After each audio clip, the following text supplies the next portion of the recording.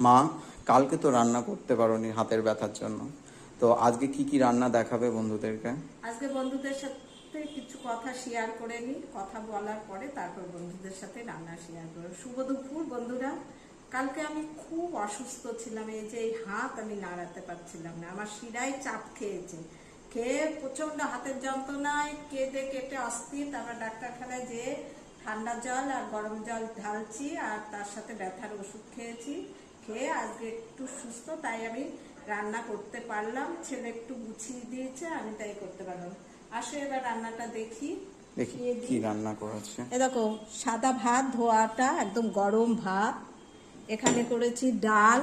আচ্ছা, এটা ডাল। এটা ডাল কিসের ডাল? করেছি, ছোলার ডাল। বাহ। এখানে করেছি চাল কুমড়োর তরকারি। আহা। এখানে কাঁঠালের আটি ভাজা। আর এখানে করেছি চাল কুমড়োর চোচা দিয়ে আলু দিয়ে ভাজা করেছি। ওহো।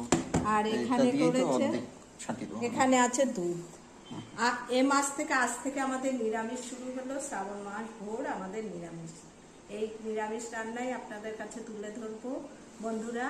যদি আমার রান্না বান্না বা আমার কথাবার্তা ভালো লেগে থাকে, আপনারা অবশ্যই দয়া করে আমার পাশে থাকবেন, একটা লাইক করবেন বা সাবস্ক্রাইব করবেন।